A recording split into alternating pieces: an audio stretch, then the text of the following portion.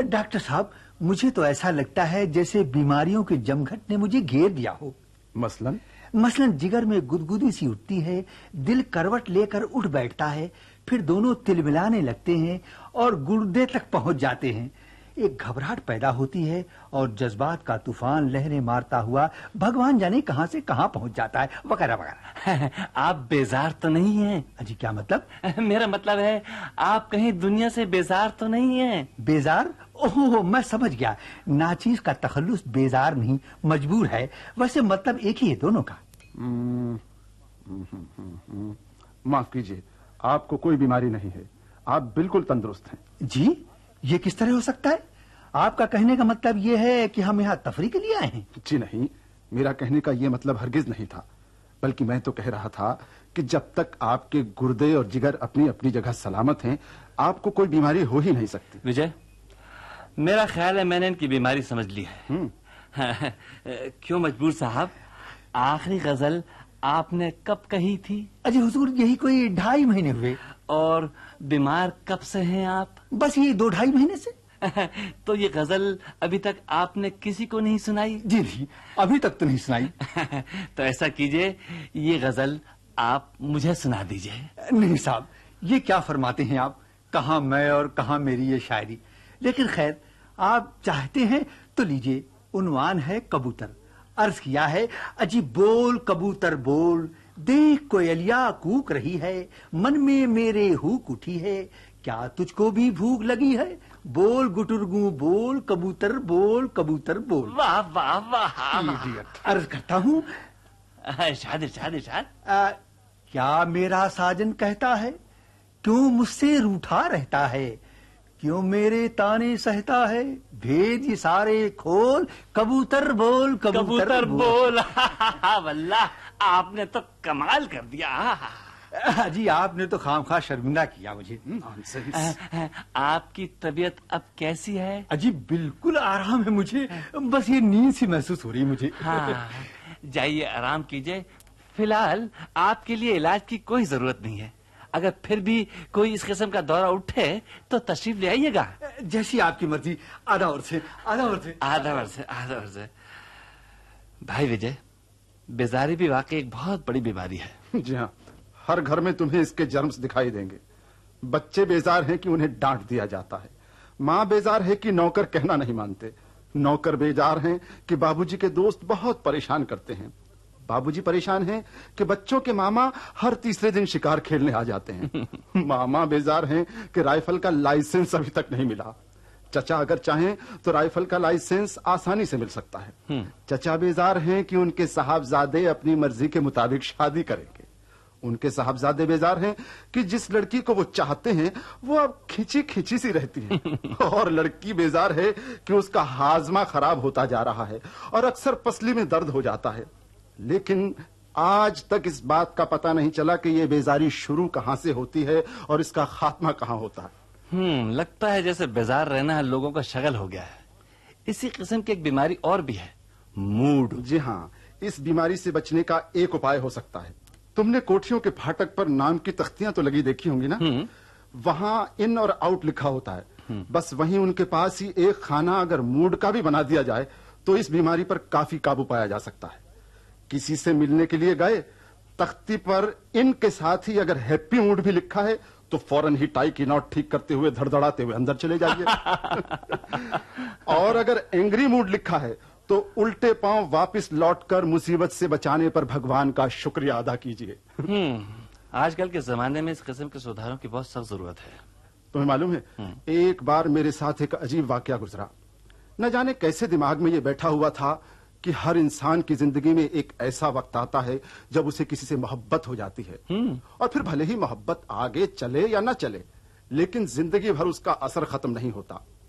होनी थी सो होकर रही और हमने ये समझकर कि यही पहली और आखिरी मोहब्बत है, अपना बुरा हाल कर लिया।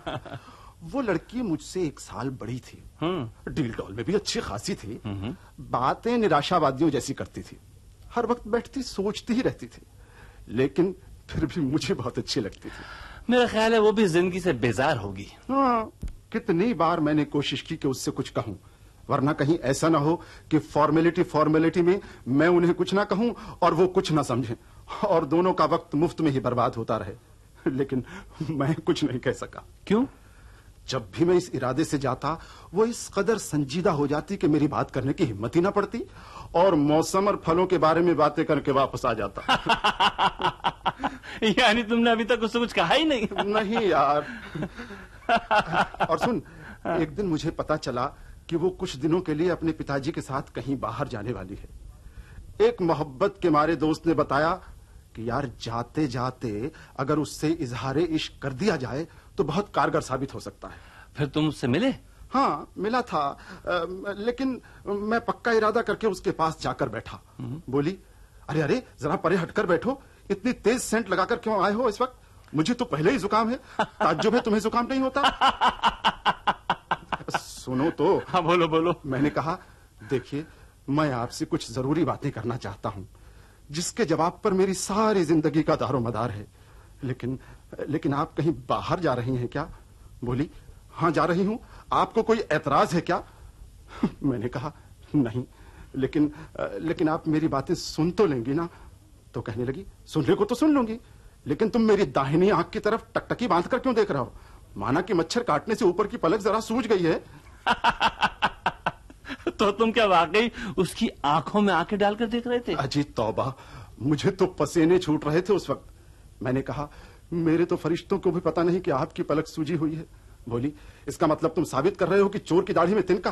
खैर तो बातें क्या है जो तुम कहना चाहते हो? मैंने बड़े दर्द भरे लहजे में कहना शुरू कर दिया, देखिए शायद ये बातें मैं कभी ना कहता, लेकिन लगातार आपकी बेरुखी और बेपरवाही ने मुझे, अरे मैं इतना ही कह पाया था कि वो मेरी बात काट कर बोली, तुम्हारा गला क्यों बैठा हुआ है? जुकाम या नजला हो गया है क्या? हालांकि मैंने आवाज को पुरदर्द बनाने की कोशिश की थी, लेकिन उसे वहां जुकाम और नजला दिखाई दे रहा था। फिर क्या हुआ? फिर मैं कुछ कह सकूं इससे पहले ही उनकी एक सहेली आ गई, लिहाजा मुझे वापस लौटना पड़ा। कुछ दिनों के बाद पता चला कि मोहब्बत और बेजारी एक दूसरे के जानी दुश्मन है। भाई विजय, आखिर ये इंटरनेशनल बेजारी है क्यों? ये बेजारी वाकई एक इंटरनेशनल प्रॉब्लम बन गई है। हर घर में इसने अपनी जड़ें जमाई हुई हैं। शादी ब्याह के अहम मामले को ही ले लो। शादीशुदा लोग बेजार हैं कि शादी क्यों कर बैठे, और कुंवारे बेजार हैं कि शादी कर लेते तो अच्छा था। हमारा डॉक्टर विजय कुमार MBBS। लो, बेजारी का एक नमूना और चला आया। हाँ भाई, हूं। आओ।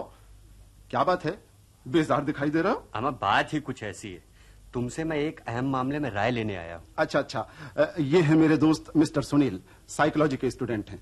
और सुनील, ये है mister Anand Kumar PhD, philosophy के प्रोफेसर हैं कॉलेज में। बड़ी खुशी हुई आपसे मिलकर। अच्छा हुआ आपसे भी मुलाकात हो गई। हाँ भाई, बात क्या है? भाई बात यह है कि मैं फौरन ही शादी कर डालने का फैसला कर चुका हूं। शादी? बड़ी खुशी की बात है, लेकिन इसमें इतना परेशान होने की क्या बात है? परेशानी की ही तो बात है भाई, शादी करना फिलहाल मेरे लिए बहुत ही जरूरी है। अगर शादी नहीं की तो पता नहीं क्या होगा। अगर ऐसी बात है तो एक लड़की पसंद करके उससे शादी कर डालो। परेशानी तो इसी बात की है कि शादी करने के लिए कैसी लड़की पसंद करनी चाहिए। अरे भाई, जो ठीक समझो उससे कर लो। नहीं, राय लेनी जरूरी है। अच्छी बात है, लेकिन जो कुछ करोगे अपनी जिम्मेदारी पे करोगे। तो उसकी तुम फिक्र न करो, मैंने सब इंतजाम कर लिया है। इस वक्त मेरी निगाह में 5 लड़कियां हैं। 5? तो आप 5 से शादी कर लीजिए, उनमें से जो अच्छी लगती है उसको छोड़कर बाद में बाकी 4 को तलाक दे दीजिए। अमा, अगर ऐसा करने से परेशानी खत्म हो जाती तो मैं आप लोगों से राय लेने ही ना आता। बात यह है, ये 5 लड़कियां हैं, मीना, शीला, माला, विमला और मिस शिमला। तुम्हारे ख्याल से कौन सी अच्छी रहेगी? मेरे ख्याल में तो सभी अच्छी हैं। सोच समझ कर जवाब दो। मीना अच्छी रहेगी। मीना? भला बताओ, काहे की मीना? बड़ा शायराना नाम है, वैसे अच्छी खासी है, लेकिन उसकी नानी का दिमाग चल गया था। और मीना? अभी तक तो ठीक है, लेकिन क्या पता कब मर्ज जोड़ पकड़ ले। खैर तो शीला सही। शीला? बस यूं ही कह दिया। देखा है कभी, दिन ब दिन दुबली होती जा रही है। यानी आपको डर है कि दुबले होते होते कहीं वो गायब ना हो जाए? अमन नहीं, ये बात नहीं, फिर भी कुछ जी नहीं मानता। तो फिर माला सही। माला? हाँ। तुमने कभी ध्यान से उसके चेहरे को देखा है? उसकी एक आंख छोटी और एक बड़ी। इसके अलावा हर वक्त वो गुमसुम बनी बैठी रहती है आज तक उसे कभी हंसते हुए नहीं देखा। लेकिन बिमला कितनी हंसमुख है, हाँ? लेकिन उसके मोटे हो जाने का बड़ा डर है। मुझे तो डर है कि 2-3 साल में फूल कर गुब्बारा हो जाएगी। तो फिर ऐसा करो, मिस शिमला से ही शादी कर लो। वो अच्छी तो जरूर है, उसमें गुण भी बहुत से हैं, लेकिन सबसे बड़ी मुसीबत यह है कि वो बातूनी है। क्या मजाल जो उसके सामने कोई जुबान भी हिला सके। भाई मेरी समझ में तो कुछ आता नहीं। आपकी क्या राय है मिस्टर सुनील? मेरी राय तो यह है कि इन हालात में आपको सब्र कर लेना चाहिए। बिल्कुल ठीक, मेरी भी यही राय है। सब्र कर लूं? क्या मतलब? मतलब कुंवारे रहिए, दुनिया बहुत बड़ी है, किसी ना किसी दिन आपको। अम्मा आप तो मजाक करने लगे। Really I am very serious about this. हाँ। अच्छा तो एक काम कीजिए, पर्चियां डाल लीजिए, जिस लड़की के नाम की निकले उससे शादी कर लीजिए। बड़े अफसोस की बात है, आपके सामने दिल का राज कहना भी। अच्छा, एक सही राय दूं? हाँ दो। तुम छुट्टी लेकर पहाड़ पर चले जाओ, वहां अच्छा खाना खाओ, खूब कसरत करो, अच्छी अच्छी किताबें पढ़ो, और जब सेहत बन जाए तो वापस आकर किसी एक लड़की से शादी कर लो। तो गोया ये इज्जत है तुम्हारे दिल में मेरे जज्बात की? नहीं मिस्टर आनंद, कसूर ना किसी लड़की का है और ना आपका। बस आप बेजार हैं, बिल्कुल बेजार जी। अपनी जिंदगी से, अपने आप से, दुनिया से, हर चीज से बेजार हैं। आप लोग वाकई मेरा मजाक उड़ा रहे हैं। ठीक है, अब मुझे खुद ही कुछ ना कुछ करना पड़ेगा। अच्छा, नमस्ते। नमस्ते। देख लिया भैया, बेजारी का जीता जागता नमूना। किसी बात से तसल्ली नहीं होती भाई की। विजय, मैं आज तक ये नहीं समझ सका कि आखिर ये बेजारी चीज क्या है। डॉक्टर साहब, क्या है? ये बोर्ड पेंट हो गया है, टांग दूं इसे? हाँ, टांग दो। डॉक्टर विजय कुमार, बेजारी के डॉक्टर। हाँ, डॉक्टर विजय कुमार MBBS, मरीज ना आने की वजह से बेजार होकर बेजारी के डॉक्टर बन गए। श्री अजय भारती का लिखा प्रहसन इंटरनेशनल प्रॉब्लम बेजारी सुना। निर्देशक मुख्तार अहमद।